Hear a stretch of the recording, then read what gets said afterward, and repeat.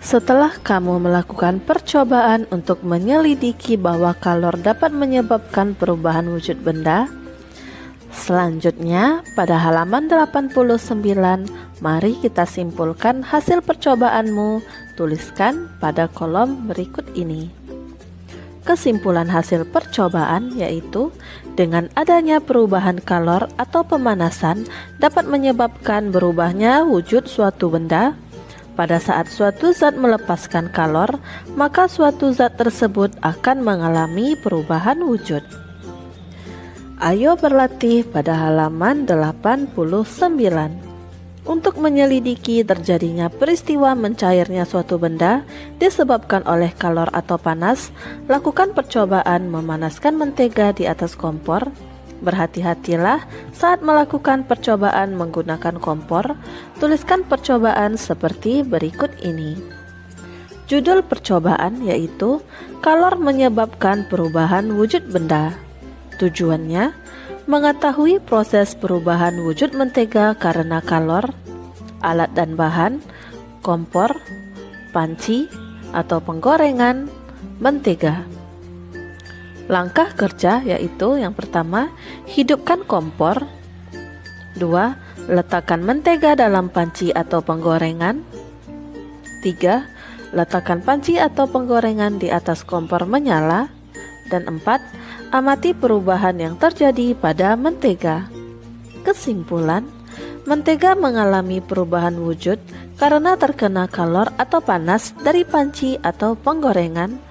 Mentega yang merupakan zat padat berubah menjadi zat cair.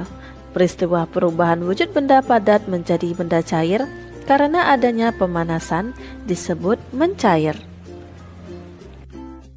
Setelah kamu membaca teks yang berjudul Peristiwa Menjelang dan Sesudah pembacaan teks proklamasi pada halaman 90, selanjutnya ayo berlatih pada halaman 91. Mencari kosakata pada bacaan teks yang berjudul Peristiwa Menjelang dan Sesudah pembacaan teks proklamasi. Kosakata baku yang pertama, proklamasi, artinya pemberitahuan secara resmi kepada seluruh rakyat, permakluman, pengumuman. 2. Sekutu, artinya serikat, gabungan, federasi beberapa negara. 3. Perundingan, artinya proses cara perbuatan berunding atau merundingkan, pembicaraan atau tentang suatu hal, perembukan, permusyawaratan. 4. Pamflet, artinya surat selebaran. 5. Heroik, artinya bersifat pahlawan. Dan kosakata tidak bakunya yaitu memproklamirkan. Ayo berlatih pada halaman 92. Jawablah pertanyaan-pertanyaan terkait peristiwa Rengas Dengklok. Peristiwa Rengas Dengklok.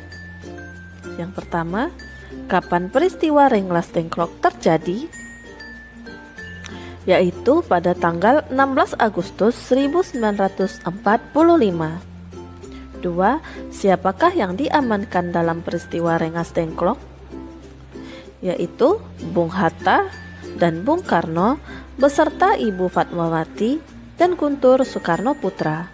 3. Siapakah yang mempelopori peristiwa Rengas Dengklok? Yaitu tokoh pemuda. 4.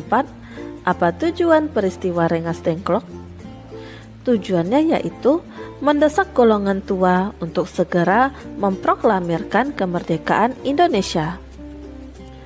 5. Apa yang terjadi di Rengas Dengklok? Yang terjadi yaitu perdebatan antara golongan tua dengan golongan muda berkaitan dengan waktu pelaksanaan proklamasi kemerdekaan. Dan 6. Apa hasil kesepakatan pada peristiwa Rengas Dengklok?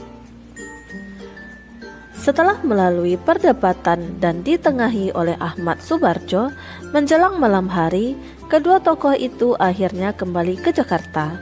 Rombongan Soekarno-Hatta sampai di Jakarta pada pukul 11.30 waktu Jawa zaman Jepang atau pukul 11.30 waktu Indonesia Barat.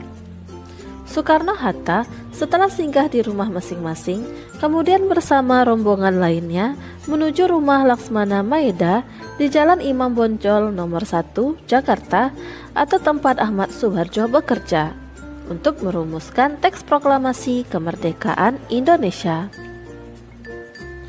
2. Ceritakan kembali secara tertulis peristiwa-peristiwa yang telah terjadi setelah pembacaan teks proklamasi kemerdekaan Indonesia pada kolom berikut ini. Yang pertama, penyebaran berita pembacaan teks proklamasi kemerdekaan. Penyebaran tentang berita proklamasi dilakukan dengan cara menyebarkan pamflet, mengadakan pertemuan, dan menulis pada tembok-tembok, disiarkan melalui radio dan surat kabar, dan pemberitahuan para gubernur pada wilayah masing-masing. Yang kedua, reaksi masyarakat Indonesia, yaitu adapun reaksi masyarakat Indonesia setelah berita proklamasi Indonesia adalah dengan mengikuti rapat raksasa di lapangan IKADA atau Ikatan Atletik Jakarta tanggal 19 September 1945. Dukungan-dukungan juga bermunculan di daerah lain seperti Yogyakarta, Semarang, Surabaya, Aceh, Bali, Palembang, Kalimantan, Bandung, Makassar, Lampung, Solo, Sumatera Selatan, dan Sumbawa. Setelah kamu menyanyikan lagu Hari Merdeka pada halaman 94, selanjutnya ayo kita berdiskusi pada halaman 95. 1. Apa perbedaan bentuk karya tari tunggal, berpasangan, dan berkelompok? Tari tunggal dilakukan oleh seorang penari, tetapi tetap tidak menutup kemungkinan dilakukan oleh banyak orang secara bersama-sama.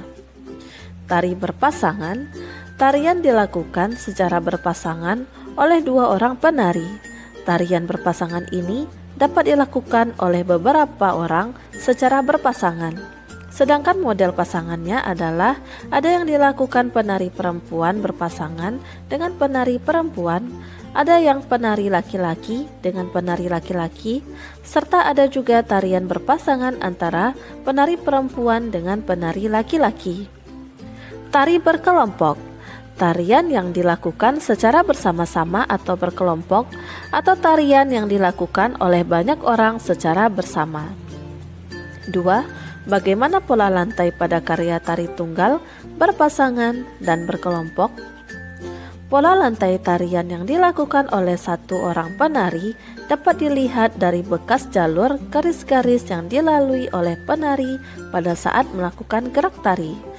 Pola lantai berpasangan atau berkelompok dapat dilihat berupa garis di lantai yang dilalui oleh penari saat melakukan gerakan tari dan juga dapat dilihat dari formasi yang telah dibuat oleh kelompok penari tersebut. Tuliskan hasil diskusi kalian pada kolom berikut. Hasil diskusi yaitu pola lantai tarian yang dapat dilakukan oleh satu orang penari dapat dilihat dari garis-garis di lantai yang dilalui oleh penari pada saat melakukan gerak tari. Pola lantai tari berpasangan ataupun kelompok dapat dilihat berupa garis di lantai yang dilalui oleh penari saat melakukan gerak tari, juga dapat dilihat berupa formasi yang dibuat oleh penari kelompok.